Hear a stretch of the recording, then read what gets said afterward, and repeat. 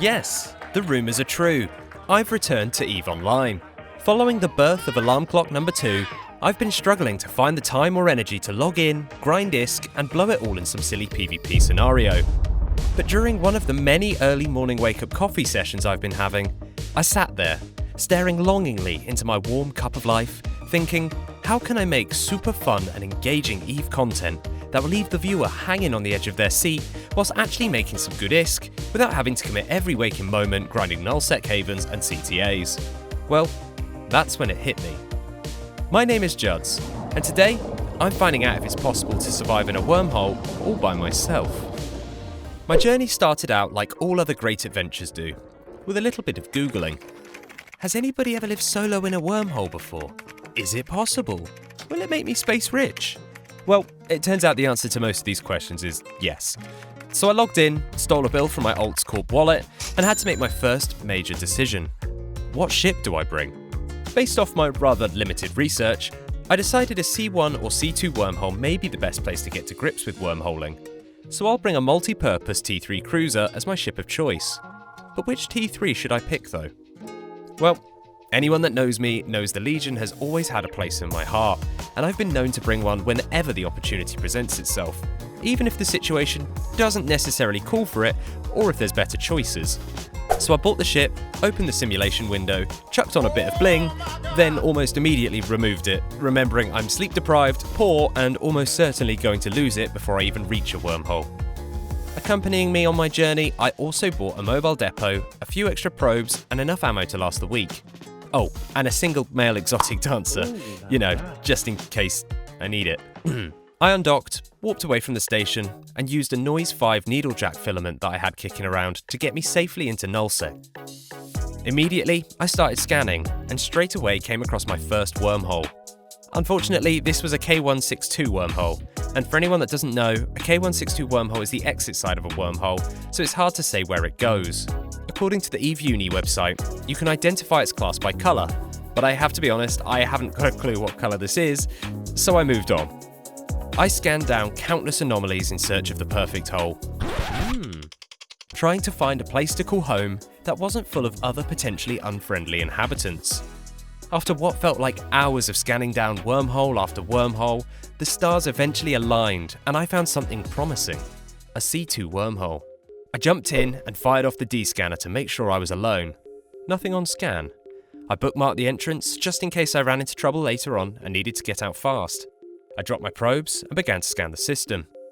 I'm looking for other wormholes, potential data and relic sites, and to see if there's anybody else already living here. I could see that this hole may already have an occupier, as there are some structures on scan. I need to take a look to see what the scale of the operation is here. As I landed on grid, I could see that this outpost looked like it was potentially abandoned. Everything anchored, but powered down. This base is obviously quite heavily armoured. What was it used for? What battles could have happened here? What friendships might have been made here? And why was it now abandoned? It got me wondering, but I needed to move on. We needed to find out what other mysteries lurked within this hole. Now, there are a number of different activities that you can do whilst living in a wormhole. To list just a few, you can mine, you can huff gas, you can PvP by finding other explorers or making use of the wormhole connections to hunt down lone ratters, or you can run anomalies. My aim for this experiment is to predominantly run relic and data sites, and should a scenario present itself for a little PvP, then I might just take that too.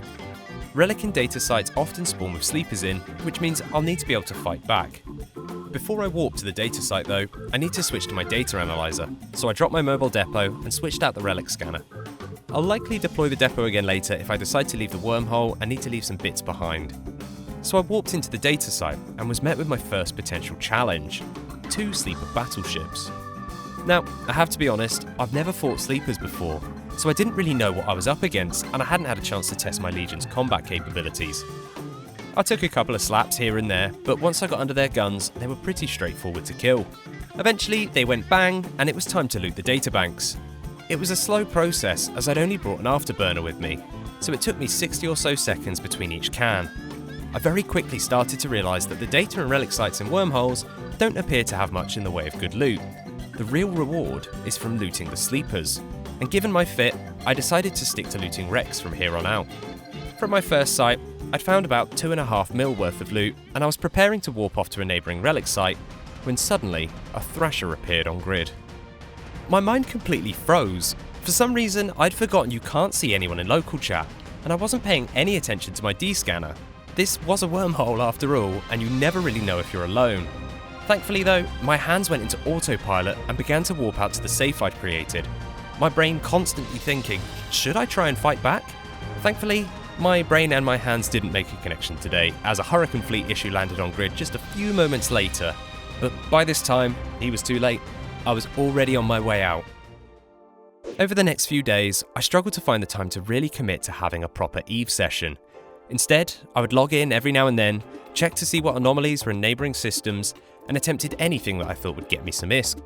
I actually managed to build up a nice amount of loot over the course of the week. I have to say though, this isn't exactly what I was hoping for from my first proper wormhole experience. Maybe I was lucky in the fact that I've been left to grind, but it didn't really feel that way. I wanted to feel like a proper wormholer, and to do that, I had to try and get some kills. Now, it's safe to say that this particular legion has not been built for hunting people down. It was built to run sites and be able to fight back should I get into a sticky predicky. In order to get prepared for my roam, I did something that wasn't very casual of me. I brought an ult into the wormhole. And yes, I know, this is EVE done casual, so what are you doing bringing ults into the equation? Well, let me tell you. It's actually pretty common for capsuleers to bring an ult into the wormhole they're living in. The main reason for this is to help you find the wormhole again should a connecting wormhole collapse with you on the other side, or should you go bang. This ult is an alpha clone in a harem, so it doesn't come at any additional cost to me, and will just remain logged off until the moment I need him again. Anyway, now that that's out the way, let the hunt begin. I bounced from wormhole to wormhole in search of something to kill. My hope was to find a wormhole leading to nullsec in order to catch somebody ratting. It should be easy prey if I get lucky. 30 or so minutes went by when I spotted a typhoon. I thought to myself, can a legion even kill a typhoon? I did a quick EVE kill check on the toon, and I could see he'd lost a typhoon before with a fit designed to roll wormholes. But just as I made the decision to go for it, he warped off, leaving me with nothing but the PvP shakes. Bye, Felicia. Another 30 or so minutes went by without much luck. I prodded a mobile depot, blew up an abandoned shuttle. I was on the edge of giving up. That was until I found a wormhole to low-sec. As I jumped in, I immediately noticed a Gnosis on the D-scanner. This could be a prime target. A Gnosis in faction warfare space is usually piloted by a newbie. I dropped probes and immediately started scanning. Within a few seconds, I had him scanned down and was in warp to him. My heart was pounding as I waited to find out if he was still there. To my delight, he was just sat there. In a blind panic, I locked him up and started my approach, overheating all of my modules. Unfortunately though, in this blind panic, I managed to reactivate my cloak, which broke my lock. He was either AFK or he was looking for a fight, as he didn't run away. Once again, I locked him up, heated up my modules, and went for it. He was tanky, but did very little damage to me. We tangoed for what felt like a couple of minutes, but inevitably, I came out on top. At this moment though, I felt a little guilty.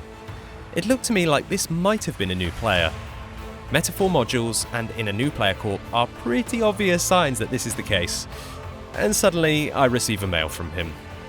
Yup, he was a new player. I'll give him some ISK and send an apology message to him. This is pretty much where my adventure came to an end. I spent a week roaming wormholes to see what it was like, and I had a great time and learnt a lot. I've seen some sights, I've got some kills, and I've even made a little bit of ISK. If you enjoyed this video, please drop me a sub. I found out today that over 98.3% of my viewers aren't actually subbed to me. Remember, if you don't leave a comment, I'll camp your wormhole.